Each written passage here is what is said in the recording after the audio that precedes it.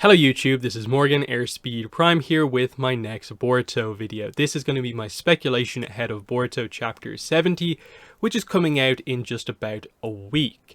So this chapter, I think it's a very focused speculation because very clearly the chapter is going to have to focus on pretty much one thing and then a few details surrounding that one thing, and that is how does Ada respond to this deal that Shikamaru is offering her, which is basically join Konoha.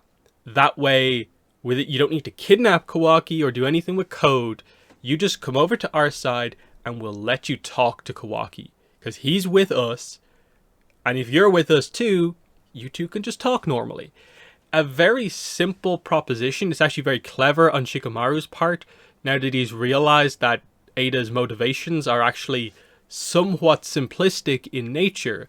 This is this perfect deal, effectively. Now, obviously, one of the things that I suppose is going to have to be answered almost immediately is, does Ada have any sense of loyalty to Code because she agreed to help him here?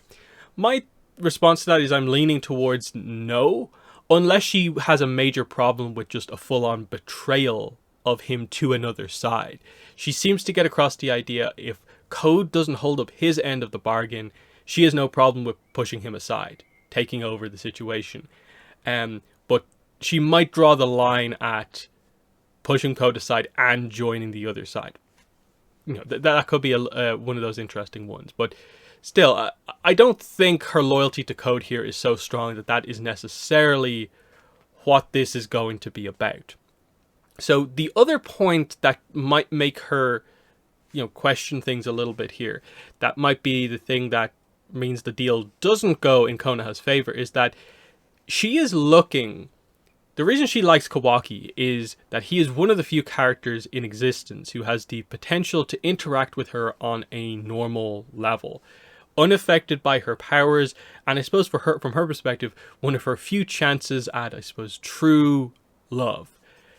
And she might view the whole Konoha situation here she's being offered as, that sounds great, but you're likely going to, in a way, force Kawaki to treat me in a certain way when you organize these meetups for us. And that is just another version of effectively what my power does. So that might be something that she kind of is able to see through and realize that that is not a natural dynamic as such, them organizing dates almost or whatever. And she might view it as actually being more natural, that we kidnap him. That way he wants to escape constantly and he will interact with me normally. He'll criticize me, he'll give out to me if he needs to. And she might view that as being more of what she actually wants. Now, I think this is going to get complicated immediately because the other thing we know is that I get the impression Kawaki is likely on the way here as well. We know Naruto and Sasuke have been called and that Boruto is going along with them. But a thing I missed in my review, because it's just in the art and it's rather subtle, is that when Naruto leaves Kawaki's bedside, Kawaki does activate his ocular jutsu, his eye power. Now, we don't know what exact power he's going to use, but if he is going to follow Naruto, which would make sense, Kawaki is all about protecting Naruto these days, he would want to follow Naruto out to this investigation. So I'm guessing this might be the shrinking power. He'll follow Naruto in that way, and so he's going to be a surprise arrival on the scene as well. So Ada, who has clairvoyance as well, even though this chapter focused more on her sort of like kind of enchantress kind of like powers, the clairvoyance is going to give her extra information. So if she just like stalls for a little bit at the start, she's aware of the fact that, oh, Naruto is on the way, Sasuke's on the way, Boruto, who's the other character I could have a true relationship with, is on the way. And she's going to see Kawaki, I suppose, activating his powers and realize he's on the way too. So she doesn't even have to give an answer straight away. She could get to see Kawaki right here and now in the next chapter. Now, Shikamaru has ordered the locks, the digital locks on the doors to be changed. So there's going to be that door between them. But I assume she's going to be able to just reveal that, okay, I know what everyone's doing all across the village. Just let him into the room. And that might inform her decision. Depending on how, like, I suppose Kawaki just interacts with her in this instance, that might make her decision for her. That, again, could be quite interesting, depending on what they do. So it's interesting because Code is clearly shocked by this, because he has to realize, based on what's just happened in the recent chapters, that, oh, she can easily be swayed, and that's perfect in a way. Amado is kind of like, huh? But okay, if that works. So what's going to happen here? The problem, in a way, that you have to solve here is that it feels like you have to have Code get his powers back at some point. So Amado has to take off Code's limiter. They've set that up so clearly as that is the only real thing that Code kind of needs to accomplish his goal. Why would we work around that? Otherwise, Code, I suppose, effectively is taken out quite quickly here. Otherwise, if we want him to be a threat, he has to get his limiter removed, and that's what happens here. Now, obviously, Code is not just useless without Ada. There's still things that he can do, in that he could pull out Demon whenever he wants to counter any attack, even if Ada is there to potentially, if Ada's working against him, he can still kind of do stuff like that, because he seems to have some sense of like, okay, he can, similar to Shikamaru, counter and speak against Ada if he needs to. He just can't like attack her as such. So it's really all about what are we building towards here, because the way, if the plan just works perfectly and she comes over to Konoha and Code either has to flee or is captured or whatever, it really diffuses what is a pretty intense situation here. Whereas I feel we're definitely building up to some sort of a fight, because otherwise why would you have Sasuke in the last chapter say the line, where is it? I might be the one having to show his resolve next. And the whole Boruto Sasuke scene is about, I missed out on the last battle. I wasn't there for you as your teacher. I need to be there this time. So the fight's going to happen, I think. It's just about what exact group of situations come together to cause an actual fight to break out.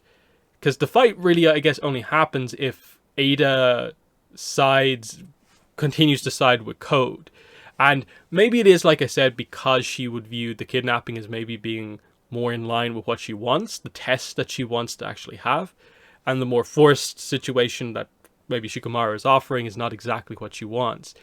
That would at least create a situation where Naruto, Boruto, Sasuke coming into the room would be a bit of a fight against Code, Ada, and Demon can be brought into play whenever we need to. Similarly, her meeting Boruto, I think, also would be quite an interesting dynamic to see the contrast between the two. She seems to like the idea of Kawaki better, and I doubt that will change, because obviously with clairvoyance, she's effectively able to have seen every scene with Kawaki, so she clearly likes his style, his personality, more than Boruto. So I don't think there's any real thing of like, oh, she'll see Boruto in person and suddenly change. Kawaki seems to be who she's interested in, and that's what she wants to test. So the question really is, what does Kawaki do in all of this to maybe alter the situation overall? That's what's very interesting in all of this. And I do think having her meet Kawaki in the next chapter, as she has her decision to make, would be a really cool thing to add into it. I don't think there's any way, especially for next chapter, we're getting into the action straight away. Maybe right towards the end we get some action, but I think this is going to be more of just a setup, maneuvering the characters around and focus on Ada's decision making. Other than that, like, there's going to be situations like we had a Sarada Mitsuki scene in the last chapter. Are they going to follow Sasuke and Boruto to the scene, or was that scene just to highlight that they'll do their training in the background. They won't be involved here, but they'll get there eventually. That's what we're doing with them. So there's that. The other thing, obviously, is I suppose just like Ada, her powers probably like. Are they actually going to do the thing where like Sasuke and Naruto actually get hit by Ada's powers, and they want to show that? Not really sure. With Kawaki, there is still the idea that like he didn't say much in the last chapter, so he's likely following Naruto to protect Naruto. But we don't really know how he's feeling about just the whole situation here. He seems happy that Boruto's alive, but also he didn't really say much in response to everything that Naruto was saying. Naruto's not blaming him for everything. Naruto still views him the same way he did before. But Sumire was in the scene as well, and she maybe had more of the reaction of like, what? Kawaki killed Boruto? And he might be able to realize that, okay, Naruto's going to protect me, but the rest of the village is never going to accept me even more after this. So that's another point in all of this, is that like, might he feel like, oh, I have to leave the village, so I have to go with them? That's one of those situations that like Kawaki is in the situation where he's likely to make maybe some poor decisions. Will they just have him really go for that? That might be a little bit frustrating, but it's definitely an option I think they could go for, of realizing he might need to leave. Because the only thing we really know with Kawaki into the future is that I guess he has to eventually put Naruto somewhere after some crazy incident happens. Now, whether that's him becoming the villain, or there's a villain above the two of them, but Kawaki and Boruto are at odds over how to handle the situation, it is unclear about what that flash forward scene really is as time goes on. All we know is that Kawaki has sent Naruto somewhere, and previously that was a villainous move, but now we're viewing it as more of a desperate attempt at protection, even if it mainly is a bad move in the overall scheme of the story. So, tough situation overall here with regards to this, because we're also ignoring that Code's ultimate goal here is to get his power limiter removed.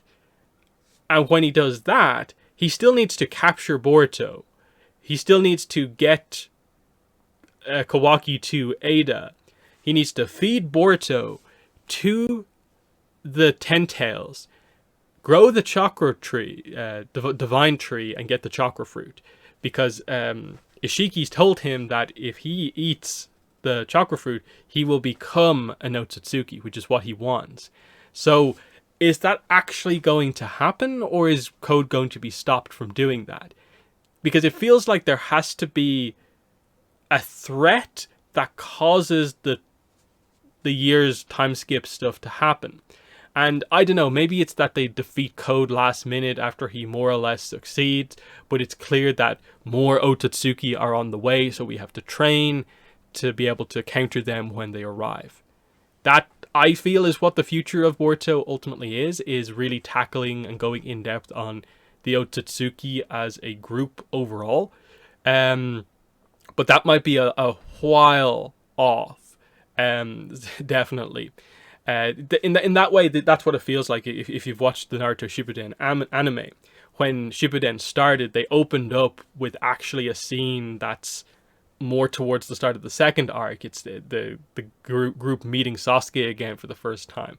That's sort of the way I feel that this is. That Boruto Kawaki, that showdown, it's not necessarily an end game scene. That feels more like a 75% through the series type thing, and there still is a final arc to come after that, maybe.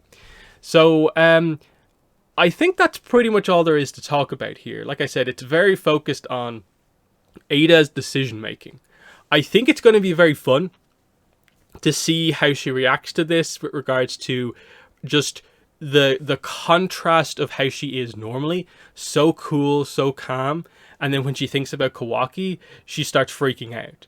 I think that makes for a very fun dynamic, especially when she is in complete control of this situation. Her decision will decide what way everything plays out. And in a way, you know, we're basing this decision on more or less effectively what way she wants to have these interactions, dates with Kawaki is her decision-making process, which is quite funny to consider.